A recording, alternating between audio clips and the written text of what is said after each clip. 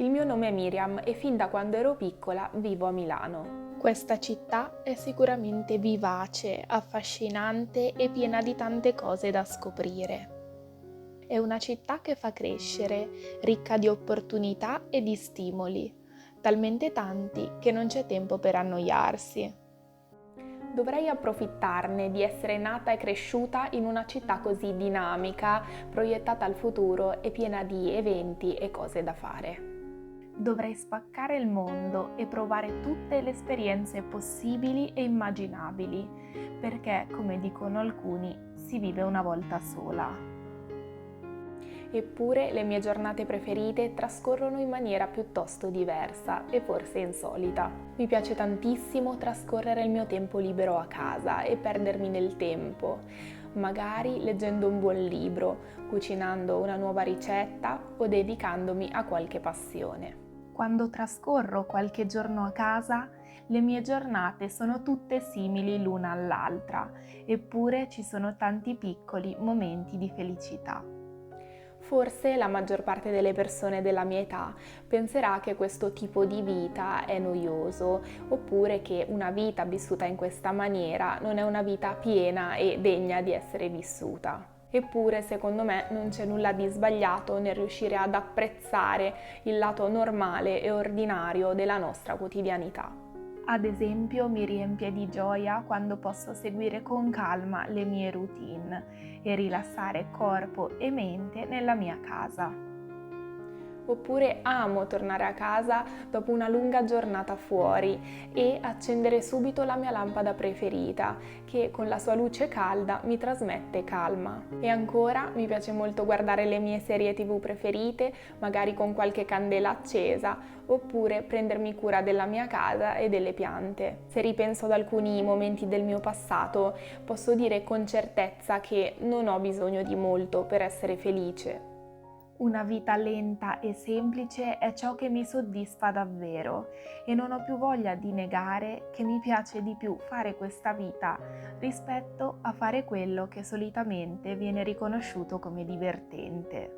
In realtà mi sembra davvero strano sentire da me queste parole, perché fino a qualche anno fa ero davvero motivata a fare più cose possibili e a sfruttare ogni minuto del mio tempo. Ero concentrata al massimo per riuscire a migliorarmi sempre di più, per arrivare non so nemmeno io dove. Ad un certo punto però ho capito di essere entrata all'interno di un circolo di insoddisfazione, dove non facevo in tempo a raggiungere un obiettivo che era subito il momento di lavorare sodo per raggiungere quello successivo. Per non parlare di quando magari mi ponevo un obiettivo e non riuscivo a raggiungerlo e per questo motivo mi portavo dietro per tutta la giornata una sensazione di frustrazione e insoddisfazione. Sicuramente internet e i social hanno avuto un bel impatto su di me, facendomi vedere persone soddisfatte e di successo con una vita apparentemente straordinaria.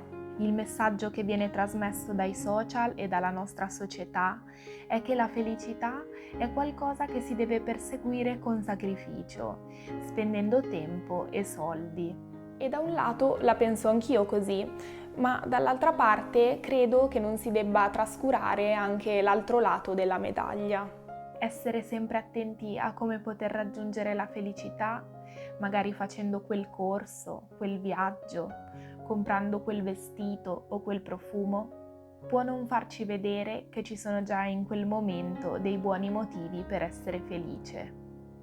E questo non significa non avere sogni o aspirazioni.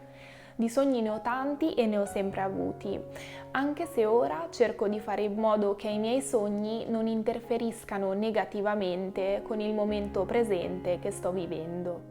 Vivere nel presente mi fa provare calma e pace e apprezzare le bellezze della vita quotidiana mi rende felice.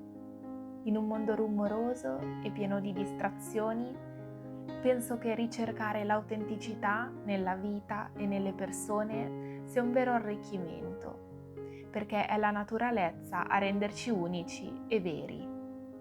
Non c'è nulla di sbagliato nel vivere una vita veloce e dinamica, se questo piace e fa stare bene.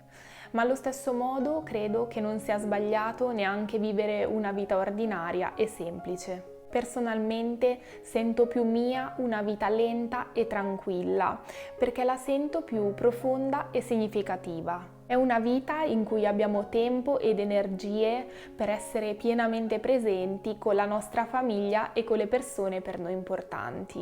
È una vita in cui abbiamo voglia di goderci il momento, senza pensare al risultato oppure al perché stiamo facendo qualcosa. Avere tempo ci permette di conoscerci a fondo e di capire cosa ci rende felici e soddisfatti. Non possiamo pretendere che tutto nella nostra vita quotidiana sia meraviglioso, ma allo stesso tempo non dovremmo dimenticare che la vita quotidiana è fatta di piccole cose che, se colte nella loro bellezza, sanno regalare intensità e serenità.